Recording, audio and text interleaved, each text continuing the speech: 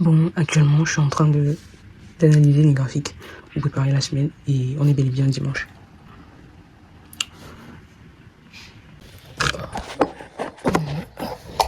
Ok, là, je viens de terminer la préparation de la semaine. Déjà, ce qu'il faut noter, c'est que nous sommes déjà le mois de mars et le mois de mars, on ne traite pas la double structure. Donc, je vais uniquement travailler la multi-time frame sur mon premier compte. J'ai déjà pas mal de setup. J'ai des trades en cours encore avec la multi-time frame et j'ai encore des trades en cours sur la double structure que j'ai pris le mois de février. Donc, quand on dit qu'on ne trade pas la double structure le mois de mars, c'est pour dire qu'on ne prend pas des trades. Mais s'il y a des trades qu'on a pris peut-être le mois de février et qu'on n'a pas encore clôturé, le trade il continue de tourner. Donc, on continue à manager tout simplement le trade. Qu'est-ce que je vais encore noter? Il y a des opportunités que je me suis rendu compte que j'ai quelque peu manqué, notamment sur la multi-time frame sur GBP/USD et ma stratégie et la stratégie IVC que j'utilise sur le deuxième compte. Déjà, j'ai décidé, parce que c'est un choix, d'arrêter de trader la tricycle gold, pas parce que je ne peux pas parce que je ne veux plus la trader, mais je me rends compte que c'est une stratégie qui, en swing, il me faut un compte beaucoup plus gros. Et je crois que j'avais expliqué ça dans une vidéo précédente où je disais tantôt que si je trade la tricycle gold, il me faut un compte un peu plus important parce que je trade en swing, pas en day trading. Et avec un compte de 5K, c'est très petit pour trader sur le gold et en swing. C'est très très petit.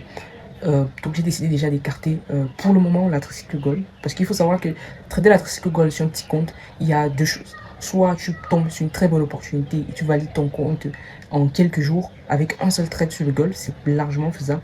Soit tu te prends des SL et en juste deux trades, tu perds le compte. Donc littéralement, c'est, je peux dire quoi, un couteau à double tranchant sur lequel j'ai pas envie de jouer. Parce que soit je gagne, soit je perds. C'est pour moi le risque est trop important parce que je peux me retrouver à perdre plusieurs comptes avant d'en gagner un. Je préfère aller de manière un peu plus méthodique avec des stratégies où je peux mieux gérer le risque. Parce qu'avec le gold, avec un petit compte, juste en lieu de 0,01, tu as un risque énorme et tu peux pas aller en deçà de 0,01. Donc là, j'ai terminé ma préparation de la semaine. Et puis, avec les stratégies que je travaille, j'ai aussi pu, les semaines passées, les jours passés, travailler sur un troisième système de swing trading que je vais mettre en place le mois d'avril. C'est vraiment quelque chose que je préfère garder pour moi. Sur du win rate, on est sur du 60 à 70% pour un RR de 3 fixes. Avec cette stratégie swing, elle est très mécanique et elle se repose sur les concepts ICT. Ma stratégie scalping gold, je l'ai encore améliorée et je suis parti sur un RR, on va dire environ de 1,70 minimum, parce qu'on est souvent au-delà, parfois 2,5, ça dépend vraiment de la configuration du marché. Et on est avec un win rate de 60%. Il y a quelqu'un qui m'a dit qu'il a backtesté la stratégie et il a eu un win rate de 80%. Je ne sais pas comment est-ce qu'il a fait. Et moi, je suis issu du 60%. Déjà, je ne sais pas si on parle de la même stratégie. Donc, pour ce mois de mars, globalement, je vais travailler en réel avec deux stratégies. La IVC sur mon deuxième compte et la MTF sur mon premier compte. C'est tout. C'est tout ce qu'il y aura à faire de manière réelle. Maintenant, en démo, je vais continuer à travailler pour le moment mon troisième système, qui est cette stratégie avec ICT en swing et aussi ma stratégie scalping pour continuer à collecter les data et continuer à m'exercer dans l'exécution de la stratégie. Ok, actuellement on est 20h passé, donc il est 20h39 actuellement, toute la journée a été assez mouvementée. Je crois que je vais rester jusqu'à l'ouverture des marchés, potentiellement pour voir comment est-ce que peut-être le JP 225 va ouvrir pour que je puisse prendre position et notamment sur un autre notamment aussi sur un autre setup, je crois que c'est Euro JPY, où je pense qu'il y aura peut-être une potentielle opportunité sur la multi-time frame en achat, oui. Donc actuellement je vais continuer à lire un livre que je suis en train de lire actuellement. Le nom du livre c'est Trading, le guide complet du trading. Je crois que c'est un très bon livre à mon avis. L'auteur c'est Anthony Buzière, vous pouvez trouver ça sur Google. Sur certaines plateformes c'est gratuit, le livre en question. C'est un livre qui compte je sais pas combien de pages, peut-être presque 200 pages. Ce qui m'intéresse ici, c'est parce que ça parle d'analyse fondamentale et j'ai envie d'un peu de comprendre l'analyse fondamentale, un peu ce qu'il partage. Et aussi, il parle d'analyse technique. Donc, je vais voir un peu ce qu'il a à partager, si ça peut m'être utile. Actuellement, je suis à la page 20 où il met en lumière l'importance de l'analyse fondamentale. Donc voilà, c'est ce que je vais continuer à faire. Ok, aujourd'hui on est lundi, il est 6h57. Je vais un peu faire le tour sur les actifs, globalement. Ça sont les trades que j'ai en cours depuis la semaine passée, je crois, au-dessus passé, un truc comme ça. Donc là, on est sur Euro JPY. Bon, actuellement, il n'y a rien à dire, on est juste sur la zone psychologique. J'attends juste que le prix vienne casser à la hausse pour placer le stop loss ici. Donc, je suis entré ici en utilisant la double structure. Je l'ai précisé ici. Ensuite, on a Euro GBP, c'est la position que j'ai pu tenir sur la multi-time frame. C'est une trade à haut potentiel quand même. Actuellement, on est toujours dans le trade. Et je crois que c'est sécurisé à ce niveau. Parce que je suis en achat. Donc, on a un swing high, swing low, swing high. Donc là, j'ai mis mon stop ici, sous le swing high. Et on va juste attendre de voir comment est-ce que le marché va réagir. S'il va venir retester ma zone de support et repartir, ou il va venir jusqu'à ce niveau. Parce que bon, c'est vrai qu'on a des jolis FVG H4 ici, pour ceux qui traitent ici. Potentiellement, la zone peut réagir comme un aimant et repartir à la hausse. Donc, j'ai aussi tracé une trendline H2 où je pourrais re-rentrer sur la trendline. Parce que vous voyez qu'ici, en H2, on a cette trendline haussière, on a déjà plusieurs impacts. J'aurais pu rentrer ici. Mais bon, j'avais pas vu l'opportunité.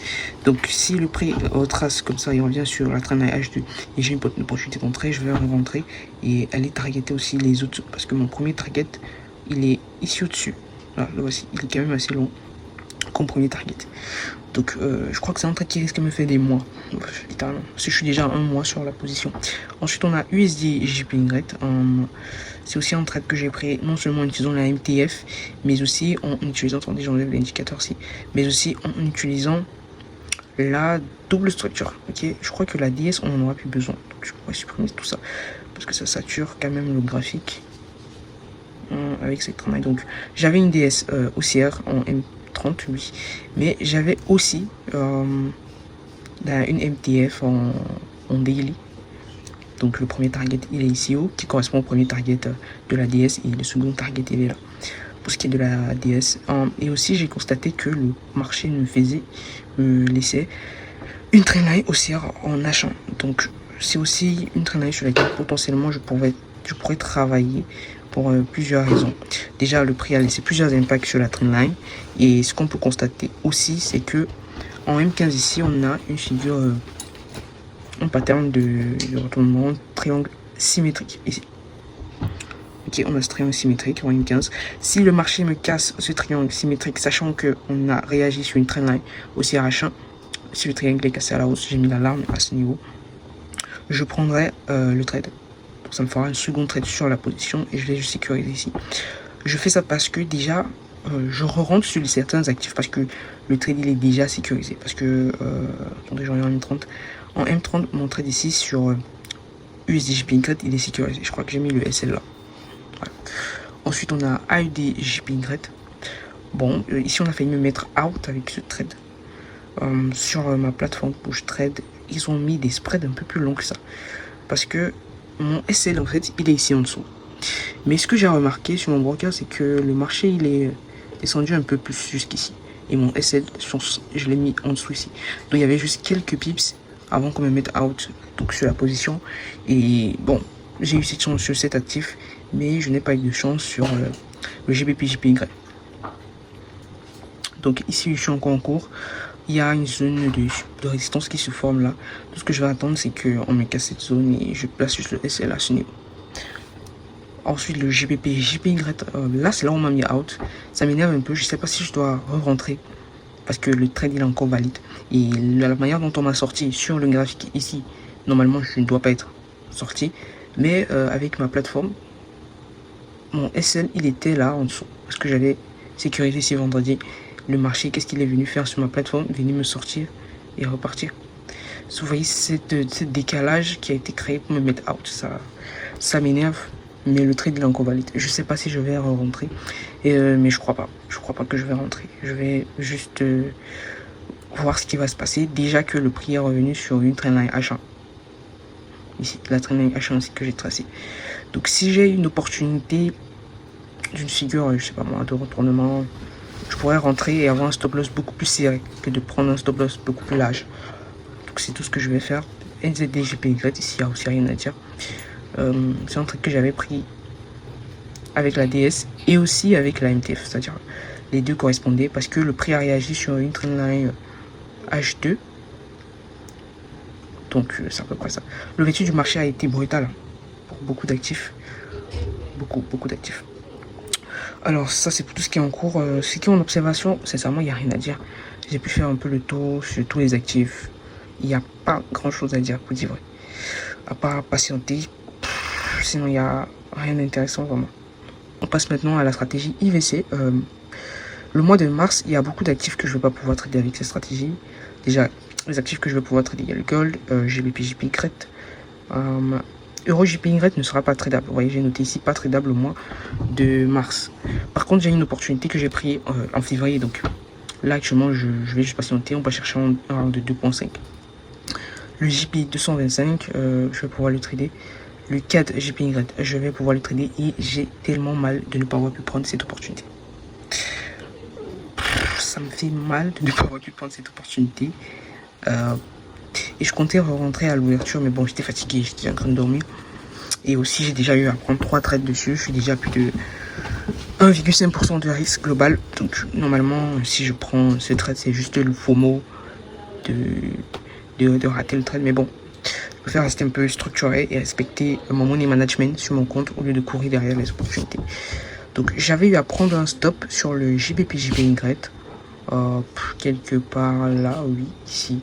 J'ai pas apprécié ce stop là, ça m'a énervé jusqu'à. Mais bon, ça fait partie de la strat. USD JPY, j'en ai un trade en cours, mais la manière dont je vois le prix accumule, il peine à pousser, ça me plaît pas. On va chercher même option R de 2. En fait, j'ai pris ce trade parce que je me dis que comme il y a le BE, ici on peut mettre à BE. Mon but c'est que si on atteint le R1 de 1, je pourrais mettre à BE, ce qui va me permettre de prendre une autre position. C'est la seule option pour laquelle j'ai pris ce trade, qui respecte en fait les critères. Et pour terminer, j'ai l'AUDJPY aussi, qui n'est pas tradable en mars. Donc, sinon, on avait une très belle opportunité ici au-dessus, regardez. Si elle était tradable en mars, je devais juste attendre et en rentrer potentiellement, même si c'est quand même assez risqué de rentrer. Oh là là là là. Hop, je sais pas si vous allez me voir.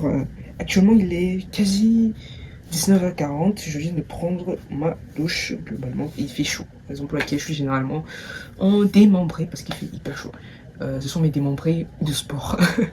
Globalement, les maillots que j'utilisais quand je joue au basket. Ça m'aide un peu. Ouais. Donc, la journée d'aujourd'hui, j'ai eu à prendre un trade sur la stratégie IVC, sur l'USDJPY. Et il y a quelque chose qui s'est passé, je sais pas trop, mais sur TradingView, la plateforme, en fait, le courtier que j'utilise sur TradingView pour analyser le USDJPY, c'était FXCM. Et j'ai pas prêté attention en fait que le marché était fermé là-bas. Je sais pas si c'est un problème qu'il y a eu sur le courtier ou probablement un problème peut-être avec TradingView, je sais pas. Mais c'était fermé. Raison pour laquelle j'étais toujours en attente d'un setup qui était déjà validé depuis. Je vous ai montré ça le matin aussi sur USDJPY. C'est juste après quelque chose, mon cerveau m'a dit, je sais pas trop, là j'étais en train de faire un peu le ménage. Et quelque chose est venu dans ma tête pour me dire, attention, c'est comme si le marché n'était pas ouvert sur ce courtier-là. Et quand je suis venu regarder, c'était exactement ça. Donc, ce que j'ai donc dû faire, c'est de changer tout simplement de courtier pour analyser l'USDJPY. Je suis passé de FXCM à Oanda. Parfois, j'utilise capital.com. Bref, le problème du courtier, c'est pas trop un problème en tant que tel, surtout quand on est en swing. Globalement, c'est peut-être en scalping ou si tu trades en fonction de la forme de la bougie que ça peut faire un problème. Mais globalement, ça ne dérange pas vraiment quand on est en swing, il n'y a pas de problème réellement. Déjà, si tu arrives à avoir une corrélation, pas une corrélation, des graphiques identiques entre la profil que tu utilises ou le broker que tu utilises et le courtier sur lequel tu analyses tes graphiques sur TradingView. Par exemple, il y a d'autres personnes qui analysent souvent les graphiques sur MT5. C'est-à-dire ils installent MT5 sur l'ordi, ils mettent en mode TradingView pour avoir les paramètres ou les éléments des outils que TradingView propose, ça s'affiche et la personne analyse directement le graphique en fonction de ce que sa propre firme le propose comme plateforme de trading en fait pour visualiser les graphiques. Bref, là c'est pas trop le problème, mais j'ai pu voir ce petit problème que j'ai réglé rapidement et j'ai pris un trade sur l'USDJPY mais avec la IVC. J'avais déjà un trade en cours et on était parti toucher le RR de 1 et la stratégie stipule que lorsqu'on touche le RR de 1, on met le trade à BE. Donc lorsque j'ai mis le trade à BE, ça a réduit mon risque en fait à 0% et ça me permettait de prendre un autre trade parce que mon but c'est de ne pas dépasser 1,5% d'exposition avec la stratégie IVC. Donc j'ai déjà travaillé avec l'intelligence artificielle pour déterminer exactement quel pourcentage de dollars risqués par position en fonction de l'actif suivant le backtest sur la IVC, sur les actifs sur lesquels je dois trader. Et maintenant, ce que je fais, c'est que lorsque je prends position sur un actif, je me rassure que la somme des pourcentages de risque, je prends un exemple, sur AEDJPY, en ayant fait le calcul, je dois risquer uniquement sur AEDJPY 0,38% de mon capital de départ lorsque je prends un trade. Ça veut dire que lorsque j'ai un setup avec la stratégie IVC, qu'est-ce que je fais? Je prends mon capital de départ, je multiplie par 0,38% qui me donne le risque que je dois mettre sur la transaction. Et en fonction de ce risque-là, je vais pouvoir trouver une taille de lot adaptée par rapport à la taille de stop loss et aussi par rapport au risque que je dois mettre sur la transaction. Si c'est que je dois risquer par exemple 50 dollars, ce que je vais faire, c'est faire tout simplement un calcul pour avoir la taille de lot. Le calcul, en fait, il n'est pas difficile. Vous avez des plateformes. Et si vous avez des brokers, pardon, pas des brokers. Oui, si vous avez des brokers, vous pouvez utiliser MyFXBooks. C'est l'outil le plus utilisé. Et en dehors de ça, vous pouvez avoir la chance, par exemple, sur ma propre firme, j'ai la chance d'avoir un calculateur. Ça fait que j'ai pas besoin vraiment de ma FXBooks qui parfois peut donner des résultats erronés. Et j'avais aussi partagé une petite astuce un peu bancale, mais je crois qu'elle marche mieux en swing parce que parfois, quand j'ai pas le temps de calculer la taille de lot, ce que je fais, c'est quoi? J'ouvre d'abord un lot de 0,01 et je place le stop. À cet instant-là, je fais une règle de 3 pour avoir la taille de lot finale. Par exemple, si en prenant la taille de 0,01, en plaçant mon stop, je risque par exemple 5% sur la position, sachant que je dois risquer 30 dollars par exemple sur la position, ça veut dire que il va me rester un lot de 0,05 à prendre. Et étant donné que j'ai déjà pris un lot de 0,01 pour que ça fasse un lot de 0,06. Bref, c'est un peu de maths. Il n'y a rien de compliqué en fait. C'est une petite astuce que j'utilise souvent. Je crois qu'il y a beaucoup de traders qui l'utilisent. Je l'utilise vraiment quand j'ai pas le temps de calculer. Ok, je fais ça rapide et je place mes ordres. Je suis tranquille. Alors, en dehors de ça, je crois que il n'y a pas eu grand chose du côté de la MTF. Il n'y a vraiment pas eu grand chose. Donc ma journée niveau trading, c'est pas si intéressant. Niveau scalping, parce que je vous ai dit, je travaille ma stratégie scalping. J'ai pris un SL. Oui, j'ai pris un SL aujourd'hui, mais je peux dire quoi? Tout était ok, tout a été respecté, mais bon, le marché n'était pas en ma faveur. Je cherchais en fait un achat, mais le marché allait dans une correction. On était sur une correction. Donc actuellement, même je crois qu'on est encore dans la correction. Donc voilà à peu près ma journée de trading.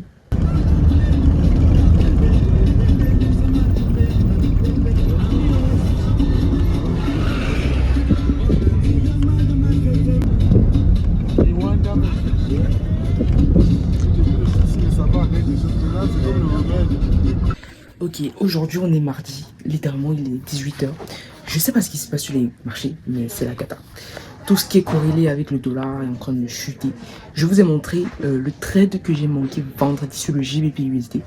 C'était la seule entrée que je pouvais avoir sur la transaction baissière. Et c'est ouf. Je vais vous montrer ça parce que j'ai vu ça sur MT5 sur mon téléphone. Et je comprends pas ce qui se passe sur les marchés, littéralement. J'ai eu une alarme qui a été déclenchée sur EURNZD que j'ai eu à prendre comme opportunité. C'est la seule que j'ai prise. Les autres opportunités, on m'a sorti. D'autres m'ont sorti en SL. D'autres m'ont sorti sur un lot où j'avais déplacé mon SL. Donc c'était sécurisé. Mais les gars, c'est incroyable. Ok, là je vais devoir fermer. Je suis fatigué. Franchement, j'ai sommé. J'ai franchement sommé. Franchement. Et je vais vous expliquer plein de trucs. Je risque de bailler dans tout ce que je vais dire. Donc, littéralement, déjà j'ai commencé par bailler. Oh, ça c'est le stop que j'ai pris sur le deuxième compte où je trade la IVC uniquement. Ok, ici j'ai noté que c'est pas tradable en mars. Nous sommes en mars. Mais le trade que j'ai pris ici c'était en février et je l'ai pris le 24 février. Donc là on vient de me sortir. Et ici il n'y a pas de BE. Donc si on met pas BE, on vient targeter ici. Mais bon, le marché a fait ce qu'il a eu à faire et puis bon, on nous a mis out. Voilà. Maintenant, ici sur le gold, on va regarder un peu le gold. J'ai déjà eu à regarder, c'est juste pour expliquer un peu littéralement ce qui est important sur les marchés. Je vais aller vraiment vite si la connexion me permet. Donc là, je me disais que peut-être le prix allait continuer à la hausse comme ceci. Hop, hop. Et je devais rentrer. Mais là, on voit bien que le prix a dit ah. Oh merde, qu'est-ce que c'est comme ça? On peut bien voir que là, le prix a décidé de se retourner. En fait, c'est dû au fait que le DXY a pris de la valeur. Et j'avais fait une vidéo où je vous expliquais que dans le DXY, on est dans un range. Et ce range-là, on avait réagi très bien sur la zone de support. Qui puisait en utilisant la ICT, c'est-à-dire en analysant avec ICT en weekly, en daily. On avait une prise de liquidité. On était dans un OB On a pris une prise de liquidité, on est rentré dans un OB. Donc la réaction a été magnifique. On avait fait on appelle ça comment, un pendule, non, un marteau, et ça a suivi avec une angle pente en weekly, je crois, ou en daily, ça se voit très bien. Et pour moi, c'était prévisible que on parte chercher la zone de résistance qui est juste en haut, et potentiellement le prix va arriver là-bas ou pas. Donc on va voir, c'est au marché de voir ce qu'il va faire. Mais sinon, durant ce mouvement, moi je disais qu'on devait être très haussier sur le DXY, et je m'attendais à ce que sur EURUSD on soit bearish. J'avais aussi fait une analyse en utilisant des concepts ICT, IRL to ERL, c'est-à-dire Internal Range Liquidity to External Range Liquidity en weekly, et vous avez montré que sur le USD on devait être extrêmement bearish. Je sais pas si j'ai encore ça ici, je sais pas si j'ai encore l'analyse là, je sais pas si c'était sur forex.com que j'avais fait, je crois que je l'ai pu. Bref, j'avais fait une analyse comme ça, je vais même le refaire plus tard pour vous le montrer. Donc là sur le gold, on est entré dans une correction, il n'y a pas de problème. JPP, JPY, bon, on a corrigé là, le prix revient progressivement. EURJPY là, c'est celle que je vous ai montré sur l'indice JP 225, il n'y a rien à dire.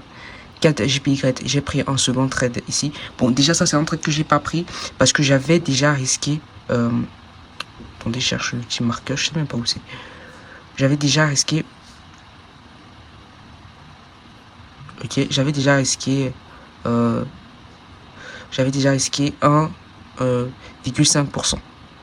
Toutes les transactions que j'avais, j'étais déjà à 1,5%. Donc, je ne pouvais plus prendre des positions. Donc, je me rassure que lorsque je prends une position, je ne dépasse pas 1,5% d'exposition. C'est comme ça que je suis. C'est comme ça que je fais avec cette stratégie. Donc, le trade, il était OK, mais j'avais déjà plus d'1,5% en termes de position sur le marché. Donc, j'ai décidé de ne pas prendre le trade tout simplement. Bon, c'est un trade qui a fini en TP. Donc, il y a eu une autre opportunité ici. Je suis rentré là. Je suis rentré là pour deux raisons. Premièrement, on m'a sorti ici sur le EURJPY là qu'on m'a sorti, et troisièmement j'ai pu j'ai pu mettre USDJPY à BE. Donc le seul trade en cours où mon stop loss est encore exposé, c'est-à-dire où je risque encore, c'est sur AUDJPY où j'ai un trade en cours, tout simplement. Sinon sur USDJPY j'ai déjà sécurisé les deux trades que vous voyez ici en cours, sont déjà sécurisés. Le trade ici, son target il est juste ici en haut, et celui-ci, son target il est juste là en haut. Donc c'est à peu près ça, je patiente juste. Donc c'est tout ce qu'il y a à voir sur la IVC. Donc on va voir comment ça va se passer. Maintenant on vient là où il y a le plus gros travail, et là il y a le plus d'actifs à analyser. Donc on commence par EURJPY, où le marché m'a mis out parce que je vous ai dit que j'étais rentré ici sur EURJPY. Donc je suis rentré en utilisant la DS, ok. Le prix a réagi ici, j'avais mis mon stop loss là en dessous parce que j'étais en achat, donc avec la correction du marché, voilà. Donc je sors en positif avec un ratio de 0,83. Bon, alors ici ici aussi on m'a mis out, je crois. Oui, on m'a mis out, ça m'énerve un peu qu'on m'ait mis out. Ok, je m'attendais pas vraiment à ça, je dis vrai, parce que quand j'observe le graphique, j'ai mis mon SL à ce niveau, pile poil là. Donc poussé, j'attendais que le prix continue comme ça, mais bon, on a cassé la zone et on m'a fait sortir, c'est tout. Mais je finis quand même avec potentiellement un R1 ou plus, je sais pas trop. Donc ensuite j'ai un trade actuellement sur USD JPY. Comme je vous ai dit hier, j'ai raté ce trade ici parce que j'étais en train d'analyser sur FXCM, et FXCM était fermé. J'ai même pas remarqué que le marché était fermé, j'ai pas remarqué, pour dire vrai, c'est après que je me suis rendu compte. Donc là, attendez, je vais déplacer le texte ici si c'est possible. Bon bah tant pis, je vais le déplacer là-bas, voilà. Donc ça c'est le texte, si je le mets souvent pour me repérer, vu que j'analyse plusieurs trucs. Quand je vais sur un actif, il faut que je sache exactement à quel niveau je suis. Donc là il y avait un setup d'entrée ici en M15, mais j'ai pas pu le prendre. Donc quand je me suis rendu compte de l'erreur, le prix était ici en haut, je pouvais plus rentrer dans la transaction. Donc voilà, joli setup. On a touché le premier target, on attend. Limite j'ai envie de déplacer le SL ici en dessous pour bien sécuriser, mais je sais pas. Je vais encore regarder la vidéo de Benjamin sur cette stratégie-ci parce que j'ai l'impression d'oublier un truc. Je sais pas. J'ai la sensation que j'oublie quelque chose. Alors ici, c'est la même chose. J'ai utilisé la MTF. Donc, on avait touché le premier target. C'est sur AUDJPY ici. Et on m'a fait sortir quelque part là. Oui. On m'a fait sortir. Donc c'était ici. Voilà. Juste en dessous de la zone ici. Donc on m'a fait sortir. C'est ça que je dis tantôt. Quelque chose m'échappe. Je crois que j'aurais dû sécuriser le trade ici. Sur le premier target, je pense bien. ça m'aurait fait un 2.49. Je crois que c'est une erreur que je fais sur la strat. Il faut que je reparte encore à regarder la vidéo. Je crois qu'il y a une erreur que je fais. Il y a un truc que je suis en train de mettre et ça compromet en fait mes gains. Parce que imaginez si j'avais sécurisé ma position sur, je sais pas si on est sur le premier target ici. Le premier target est un peu plus haut. Attendez, on était sur une trendline daily. Ok. Voilà, le premier target, il était un peu plus haut. Voilà. Il était un peu plus haut. Bon, bah, tant pis. NZTJPY, je me suis pris un stop sur NZTJPY. Bon, littéralement, il n'y avait pas grand chose à faire.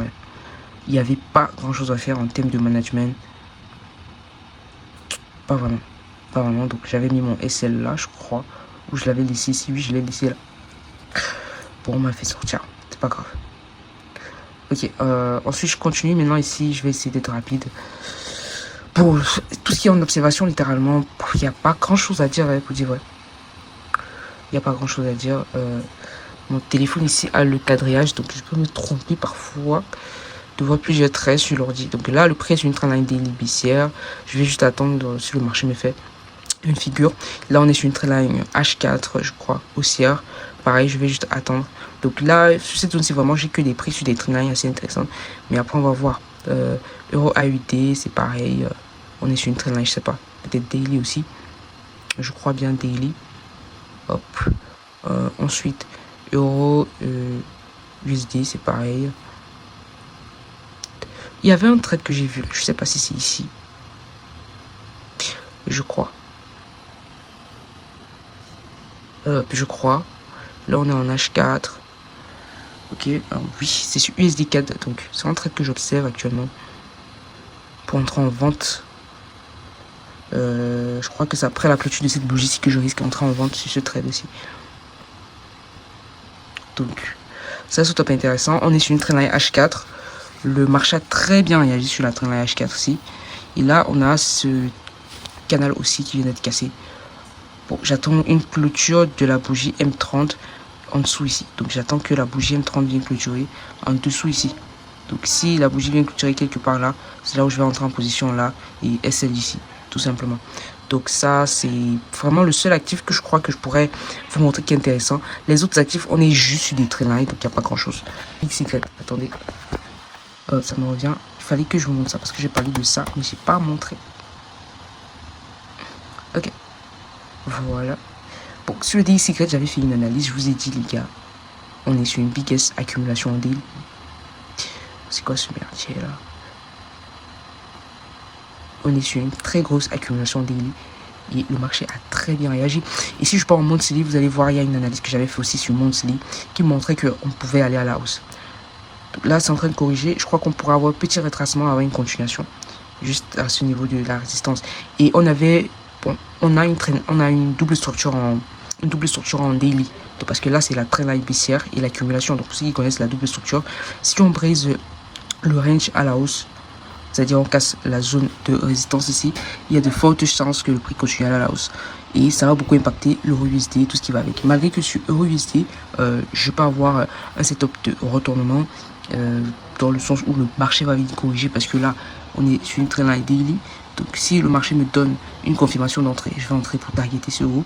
Sinon, moi je pense qu'il y a de fortes chances aussi que le prix casse la trendline et continue en fait à la baisse. De très fortes chances, donc j'attends juste et on verra, mais ça peut se retourner dans le sens où globalement le DXY décide de corriger. Donc, si le DXY corrige, comme vous voyez là, on aura peut-être une clôture. J'ai essayé de voir si on peut avoir une sorte de retournement ou de petite correction. J'ai pas trouvé, même en H4 j'ai pas trouvé, parce qu'ici cet OB ici c'est pas vraiment un OB intéressant. Bon oui, il y a un FVG qui a été laissé. Ça peut être un très bon OB aussi, hein. Bah, j'ai même pas prêté attention. Ouais, c'est vrai. Ça, c'est un OB. Ouais, j'ai pas prêté attention. Ça, c'est un joli OB parce que bah, ça laisse du displacement. Ici, juste ici, on a du FVG. Ça fait un BOS. Donc, c'est un très bel OB. Forcément, il y a des gens qui ont traité cet OB là. Donc, on peut être dans du internal liquidity. Ok, internal range liquidity ou external range liquidity. Donc, littéralement, vu que il y a de la liquidité ici aussi à venir chercher. C'est la liquidité interne toujours, mais la liquidité externe elle est là. Donc potentiellement le prix peut corriger. Moi je pense qu'il y aura une petite correction, soit une petite correction, soit totalement un renversement ou une continuation baissière, parce que là on nous fait un BOS, ok, Donc limite, on repart à la baisse. Donc en voyant la réaction que je vois ici, c'est possible que le marché soit fait ça, il repart, soit il part tout simplement comme ça.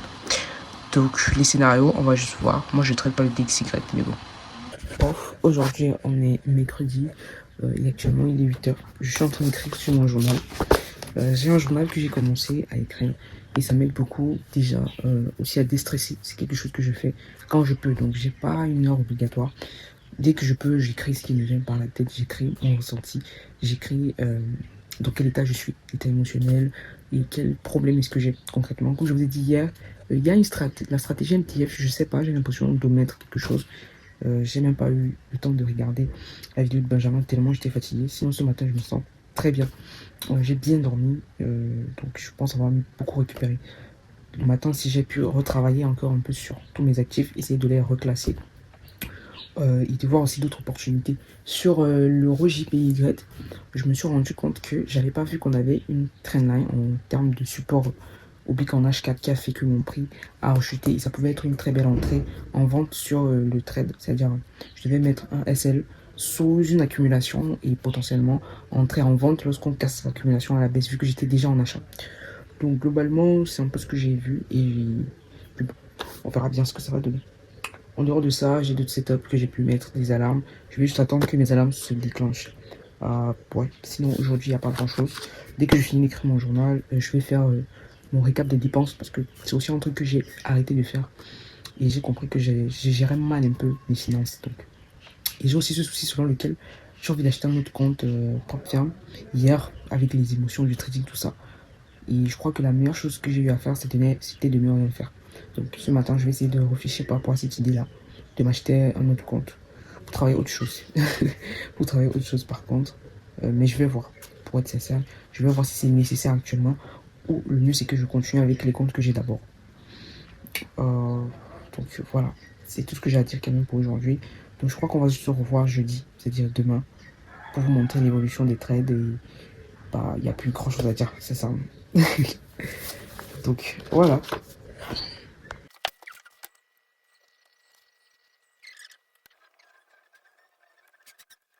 Ok, salut les gars, aujourd'hui c'est jeudi, actuellement il est 9h30, je vais aller au lycée et je suis très fatigué, j'ai sommeil.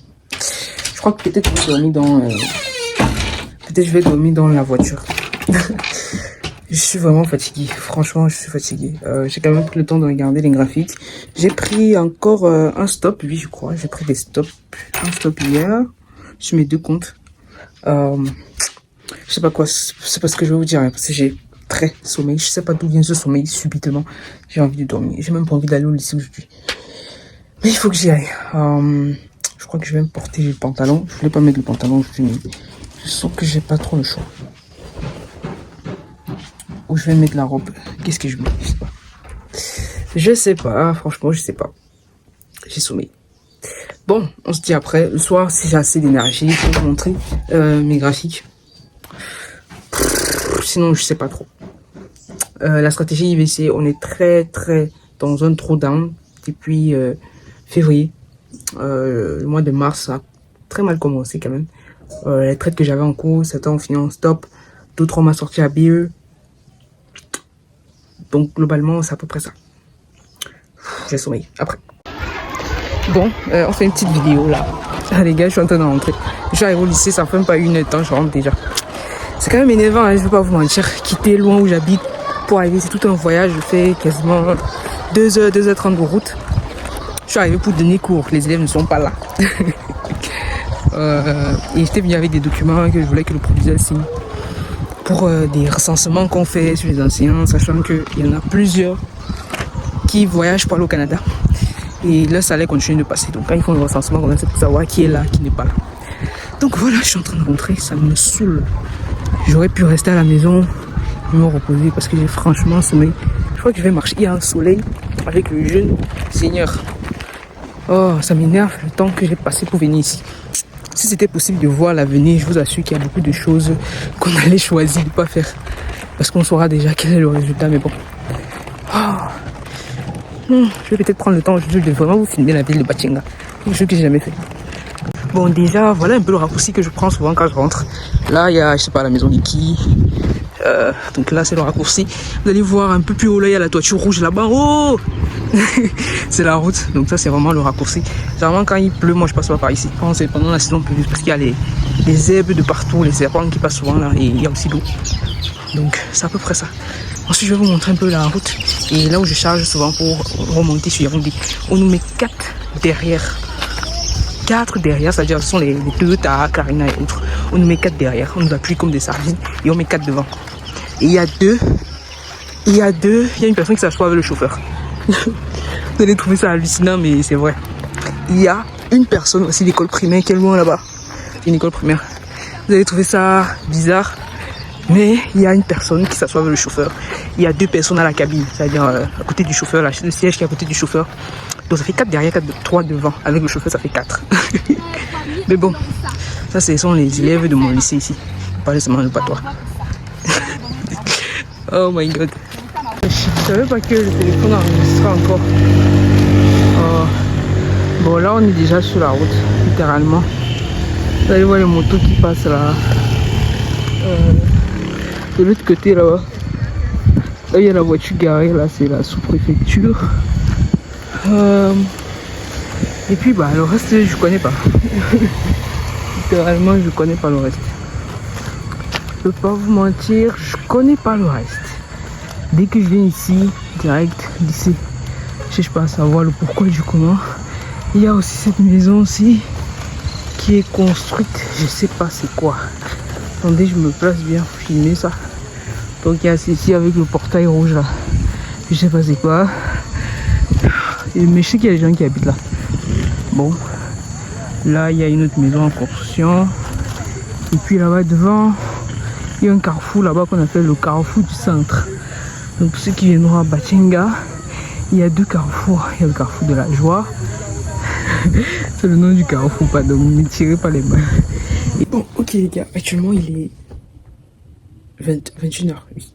21h, j'ai eu une journée très fatigante. Je suis même fatigué, j'arrive à rien faire depuis. Je suis très fatigué. Bon, comme je vous ai dit, il y a des... Bon, je crois pas que j'ai dit ça.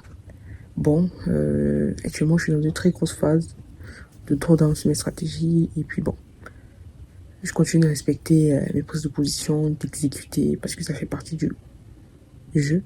J'ai un abonné qui m'a partagé un calculateur qu'il a réalisé, adaptable uniquement sur MT5. Je n'ai pas encore testé ça. Je vais prendre le temps de tester ça sur toi-même, ma stratégie scalping. Et puis on va. Franchement, je suis fatigué, je sais pas quoi vous dire. C'est mon sommeil, j'ai envie de dormir. Les graphiques, je voulais vous filmer les graphiques, mais ça sert à rien. J'ai certains contacts sur WhatsApp qui aiment beaucoup mettre les graphiques en statut WhatsApp. C'est un truc que j'ai jamais fait. Pour ceux qui ont mon contact, vous allez voir que sur WhatsApp, je parle jamais de trading. Pas parce que je veux pas, mais à un moment donné, quand tu démarres le trading, beaucoup de gens vont vous conseiller de ne pas parler de ça à vos proches. C'est un conseil, vivement. Parlez de ça avec des traders comme vous, mais pas à des gens qui ne s'y connaissent pas, qui voient beaucoup plus le monde du trading comme soit du casino ou soit quelque chose qui est réservé à des banques, des investisseurs aguerris, etc. Donc c'est un peu ça. Bon, comme je disais tantôt, partagez tout ce qui concerne le trading sur mon WhatsApp, je ne le fais pas. Il n'y a que sur YouTube, potentiellement sur Instagram. Et les gens de mon entourage ne sont pas au courant que je fais du trading. Et généralement, c'est mieux quand vous démarrez. Bon, c'est un conseil. Après, vous faites ce que vous voulez. Parce que je sais qu'il y a des gens qui aiment le match vu ou le proving qu'il fait quelque chose qui peut sembler extraordinaire. Pourtant, c'est pas le cas. Bref, moi, je vais aller me reposer. On se dit à demain. Ciao. Bon, les gars, actuellement, il est 20h39. Ça sera la dernière vidéo de ma semaine de trading. Pour cette semaine de trading, comme aujourd'hui, on est vendredi le 6 et il est 20h40. On va littéralement faire le tour. Je vais pas filmer. Je vais pas partager mon écran. Donc, voilà un peu ce que je vais commencer à vous montrer, les trades que j'ai en cours. Limite, j'ai quand même pris pas mal de stock. Alors ça, c'est une opportunité que j'ai manqué sur EuroJPY, mais je l'ai quand même pris histoire d'observer. C'est une opportunité que j'aurais pu prendre quelque part ici, mais je l'ai manqué. J'applique la MTF. Donc là, on a une trendline, je crois, entre H2 ou H4. On a eu cette accumulation en H1. Le prix a cassé ici, il était littéralement, je crois, 6 heures. Mais bon, j'ai pas vu l'opportunité. C'est bien plus tard que j'ai pu voir l'opportunité. Donc voilà. Mais c'est pas grave. Ensuite, on a USD JPY. Là, c'est un trade que j'ai littéralement fermé parce que je tradais la double structure avec celle-ci. Même comme on pourrait littéralement aller beaucoup plus haut. Donc, mais j'ai déjà clôturé la position. Ensuite, USD CAD. Ça, c'est un trade où on m'a sorti de quelques pips.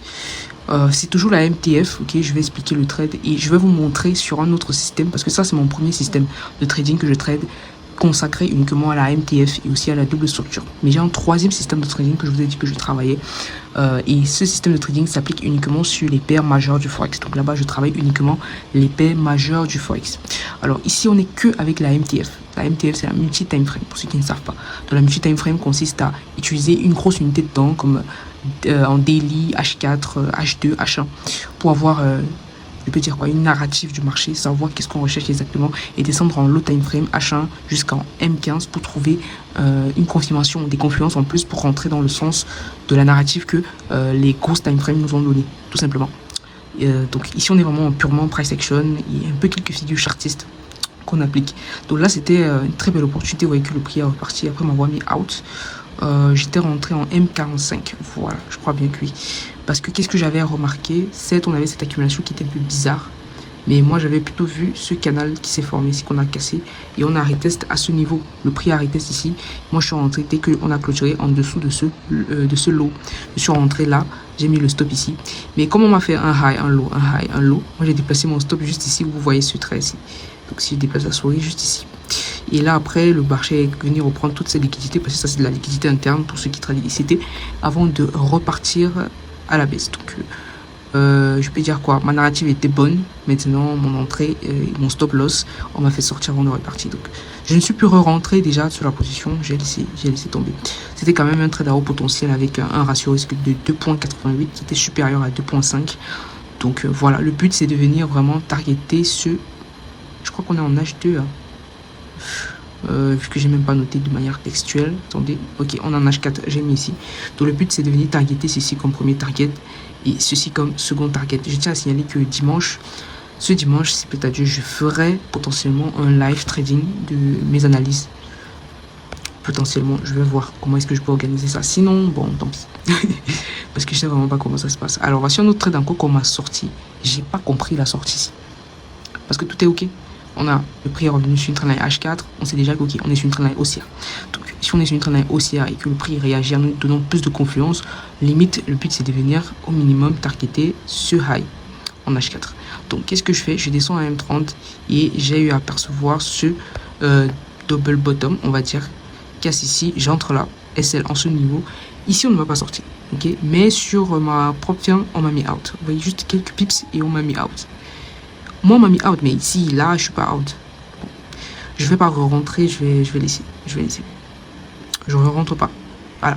Maintenant, ça, c'est une autre opportunité que j'ai pris et je préfère me focus sur cette opportunité que j'ai pris tout à l'heure. Ça fait à peine quelques minutes d'ailleurs que j'ai pris cette opportunité. Déjà, le prix a réagi sur une trendline baissière daily. Ok, voilà. Donc, le but, c'est de venir targeter ce bas-ci. Ça, c'est le premier target avec un RR de 6. 69, donc pour moi c'est un très beau trade. Le second target il est un peu plus bas ici. Donc quand je descends en H1, qu'est-ce que j'aperçois? J'aperçois un triangle descendant.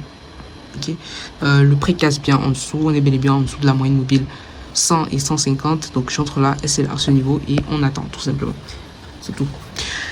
Oh, c'est tout. Donc voilà un peu les trades où on m'a mis out. Et les trades que j'ai en cours. Donc actuellement, je n'ai qu'un seul trade en cours sur ce système. Maintenant, je vais un peu vous montrer les autres trades ou mes autres actifs sur lesquels j'ai fait quelques observations, notamment l'euro USD.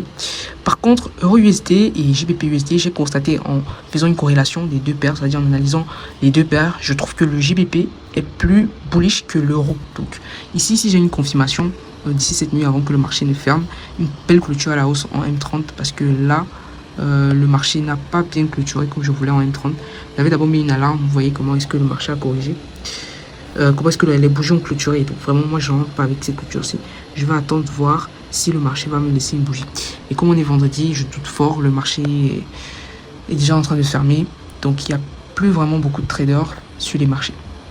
Mais sinon, le plan ici, c'est d'aller en achat. J'ai vu quelqu'un disait qu'il partait en vente sur EURUSD. Bon, moi, j'ai pas compris. Sinon, j'ai deux approches d'achat ici. J'ai l'approche avec la MTF et j'ai l'approche avec mon troisième système de trading sur les paires majeures que je trade, où je suis déjà entré en position sur le GBP-USD parce que le GBP-USD est plus bullish que l'euro-USD. Donc, si vous essayez de faire la corrélation des deux, vous allez vous rendre compte que le GBP, il est plus haussier que euro-USD. Donc, limite, pour certains traders, ils vont vous dire qu'ils préfèrent aller trader la paire euro-GBP, sachant que le GBP est plus bullish que l'euro. Donc certainement euro GBP est en train d'aller à la baisse et c'est ce qui se passe. Donc là mon but c'est d'attendre une cassure de cette zone de résistance et partir à la hausse. Je tiens à signaler que le prix est revenu travailler une trendline haussière daily, de même que sur GBP USD. Maintenant, ce qui concerne le NZD-JPY, bon, il n'y a pas grand chose à dire ici pour les autres paires de devises. Alors ça, c'est une opportunité que j'ai décidé de ne pas prendre parce que le ratio est inférieur à 2.5. C'est une métrique que je ne prenais pas en considération avant, mais je trouve qu'elle est intéressante de prendre des trades uniquement avec des ratios risque-reward de 2.5. Ici, on a un ratio risque-reward de 1.79 et bon, je voulais pas rentrer en position, mais le prix est en train d'aller à la hausse et c'est très bien. Donc, le but, c'est de venir targeter ici ce swing high qui est un swing high, je crois, en H4. AUD-JPY, littéralement, il n'y a pas grand-chose à dire. Euro-AUD... EURUSD, c'est un setup que j'attends depuis le début de cette semaine. Je crois que le prix ici a réagi sur une trendline soit H4 daily. Je ne me rappelle plus, j'ai même pas noté. Si j'essaie de dézoomer, je sais pas si j'ai noté la trendline, mais je crois qu'on est en daily. Voilà, on est en daily. Donc vous voyez que là, on a eu plusieurs impacts. Maintenant, il me faut une confirmation d'entrée. Je ne vais pas rentrer parce que le prix est sur la trendline. Okay, donc la confirmation, c'est d'avoir une figure chartiste qui va casser à la hausse. Comme ici, j'avais d'abord un double bottom. Et puis bon, je vois que ça se consolide en triangle. Parce que là, on peut littéralement avoir un triangle en M45.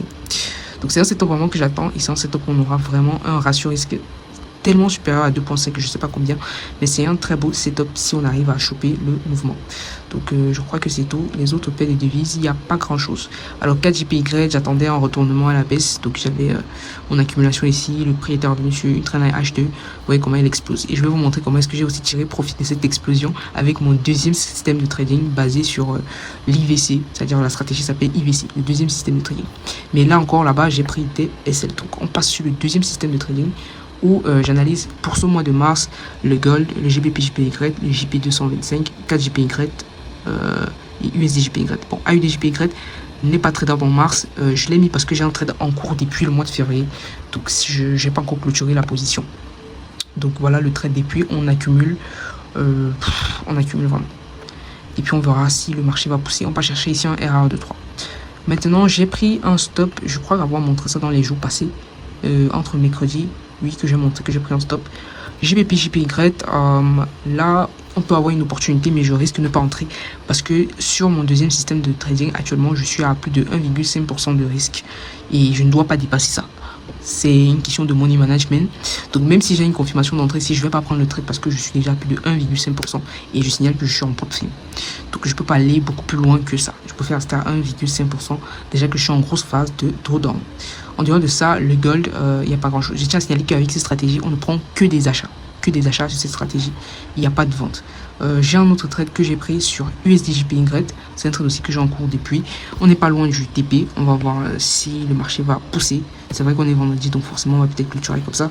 Et le dernier trade que j'ai là, c'est le 4JPY où j'avais d'abord pris un stop ici. Parce qu'il y avait une opportunité ici sur le 4JPY un peu plus bas. J'ai pas pu prendre l'opportunité parce que j'étais déjà à plus de 1,5% d'exposition sur mon compte. Donc j'ai laissé le trade partir et on avait bel et bien pris un R de 3. Et puis j'étais rentré à ce niveau où j'avais une confirmation d'entrée et on m'avait sorti là, oui. Et après je suis rentré ici, donc juste là, pour aller chercher un RR de 3 où le target final n'est vraiment plus loin. Donc on va voir comment le marché va réagir d'ici la semaine prochaine. On espère que ça sera favorable. Mais là on passe à mon troisième système de trading où je vous ai dit je trade uniquement les paires majeures du forex. Et la façon d'analyser ici est totalement différente et elle est basée sur du ICT. Donc j'utilise ici des concepts ICT, mais on travaille sur des grosses time frames, du weekly, du monthly, du daily, du H4 et du H1. Okay, on ne descend pas sur des M15, M30. Non. Le plus bas en termes de time frame c'est H1. Donc je commence d'abord par le GBP USD où je vous ai dit que j'ai déjà pris position ici en achat. Je sais pas pourquoi ça ne charge pas. Je sais pas ce qui se passe. Attendez, je montre en H4. Oh my god, qu'est-ce qui se passe? Ok, voilà. Je croyais qu'il y avait un souci. Voilà le trade que j'ai déjà pris ici en H4. Pour expliquer le trade, il n'y a pas grand chose à dire. Je suis venu en weekly. J'ai constaté qu'en weekly, on avait ici un FVG où le marché était revenu sur cet FVG en weekly. On est bel et bien sur le GBP USD. Et on avait de la liquidité interne. C'est-à-dire, cette trendline ici, c'était de la liquidité interne. Donc, liquidité interne plus trendline. Et en plus, juste ici en dessous, on avait un IFVG. Donc, IFVG plus FVG plus liquidité interne, ça fait beaucoup de confluence quand je descends directement en 4 heures parce que mes time frames sont alignés. Si je trouve une zone de liquidité interne, par exemple un FVG en weekly, je vais directement descendre en H4 pour prendre position. Si je trouve plutôt en daily, je vais descendre en H1 pour prendre position. En monthly, je vais descendre en daily pour prendre position. Donc ici, on peut chercher un RR de 5.18 et ce que j'ai constaté en H4, c'est qu'on avait aussi bel et bien là un FVG avec toutes ces liquidités qu'on a pris. Bon, ce qui m'a poussé à entrer, c'est deux choses. La première, c'est que le marché nous a d'abord laissé un FVG ici. C'est pas énorme, mais moi je rentre lorsque le marché me donne un FVG dans le sens de ma tendance. Donc ici, j'ai un petit FVG ici. Je sais pas si vous allez voir. Là, j'ai un petit FVG bullish. Donc je suis rentré dès que le prix est revenu sur le FVG. Je mets le stop loss sous le plus bas. Ok, et je ne vais pas targeter ma liquidité externe. C'est tout. Il n'y a pas autre chose. Maintenant, tout ce que je vais faire, c'est manager le trade, mais en H4. Donc c'est un trade qui risque de me prendre des mois. Peut-être presque un mois. Alors ça, c'est un trade que j'ai pris en daily. Ok. En daily, ici, on est sur USDJPY. C'était tellement facile. J'avais quoi? Un FVG bullish daily. Ok. Et on peut observer qu'on est sur une tendance haussière en daily. Ok. On est sur une tendance haussière. Limite, on peut se dire... Bon. Et après, je suis descendu en achat. C'est tout. Dès que je suis descendu en achat, j'ai vu qu'on nous a laissé un FVG. Là. Oh, le marché n'est même pas revenu sur l'IFVG. Non. Si, le marché est revenu sur l'IFVG. Voilà. Donc, il y a deux entrées. Il y a l'entrée soit avec l'IFVG, soit avec le FVG. Donc, le marché nous a laissé un IFVG. Je suis rentré sur le IFVG pour aller targeter. Voilà. En dehors de ça, je crois que j'ai un trade sur USD4. Voilà. Que je vous expliquais. Je sais pas pourquoi mon téléphone fait ce qu'il fait là. La caméra s'étincelle. Alors, ici, sur USD4, j'ai fait mon analyse en weekly. J'ai ici un FVG bearish. Attendez, j'essaie de vous montrer. Par contre, ici, je suis un peu en contre-tendance parce que limite, on est sur une tendance haussière ici qui en fait que fait des hauts de plus en plus haut. Donc là, je traîne un peu en contre-tendance. Mon but, c'est de voir est-ce que le sens de la tendance compte réellement. Malgré que, bon, on traite dans le sens de la tendance. Mais si je me réfère uniquement sur ce côté-ci, c'est-à-dire sur ce cadran-ci, on peut voir que le marché fait des points bas, de plus en plus bas, des points bas. Mais ici, il nous fait un BOS, mais après, il revient ici, il prend la liquidité ici. Donc, littéralement, on pourrait se dire que on est en contre-tendance, oui. Mais si je descends en daily, on va voir qu'on est plutôt sur une tendance baissière. Vous voyez. En daily, on est plutôt sur une tendance baissière. On a pris de la liquidité ici. Le prix est revenu dans un FVG. Et là, je crois que je suis rentré en achat. Oui. Parce que j'hésitais un peu. Donc là, je suis rentré en achat sur... non, c'est en H4 ou H1. H4, oui. Bizarrement, je me retrouve pas. Ah ouais, c'est ici que je suis rentré. Je crois ici où je me trompe, j'ai l'impression de me tromper, mais je pense que c'est en H1 que je suis entré. Je sais pas ce que j'ai foutu là, mais c'est en H1 que je suis entré. Parce qu'en H1 ici, on m'a laissé une trendline, un IFVG bearish. Donc je suis rentré ici pour venir targeter ce point bas. Déjà, on pouvait déplacer le SL à ce niveau. Donc voilà un peu. Donc je disais tantôt que je finis ma semaine en léger négatif sur le premier système. Je finis en négatif totalement sur mon second système parce que j'ai pris deux gros stop loss. Mais j'ai encore des trades en cours qui, si je clôture tous ces trades là ce vendredi, je finis en positif. Mais la stratégie est faite pour que soit en TP, soit en SL. Donc si mes trois trades que j'ai en cours sur le deuxième système en propre firme, j'arrive à les targeter, je finis littéralement mes 2 semaines de trading en positif. Donc, comme je dis souvent, la rentabilité d'un trader, c'est sur l'année, c'est pas sur le mois. Donc voilà un peu, je vous ai montré mes systèmes. C'est vrai que je vous ai pas précisé un peu comment est-ce que je traite sur mon troisième système. Je l'améliore encore pour que quand je me lance en propre firme, je sais exactement comment gérer. Maintenant, en ce qui concerne le scalping, j'ai pas vraiment eu le temps de travailler ça cette semaine. C'était très compliqué. C'est pour laquelle je vous dis que le swing trading, vraiment, c'est le meilleur style de trading lorsque on a d'autres activités à gérer. Faire du scalping, c'est un peu trop de pression pour quelqu'un qui a un job à côté. Donc voilà. On s'est dit à dimanche peut-être pour un live trading où je vais vous montrer un peu mes opportunités et potentiellement vous parler peut-être de ma stratégie scalping, ou bien je vais juste la travailler dans mon coin tranquille. Parce que ici j'ai vraiment juste envie de vous parler swing trading. Scalping, c'est vraiment quand je serai peut-être pendant les grandes vacances, ou les vacances même que je vais pouvoir scalper. Mais actuellement c'est pas possible, c'est compliqué. J'ai le soleil. Oh, je sais pas si vous me voyez, hein. Je sais pas, peut-être la luminosité, je sais pas si vous me voyez, de toute façon.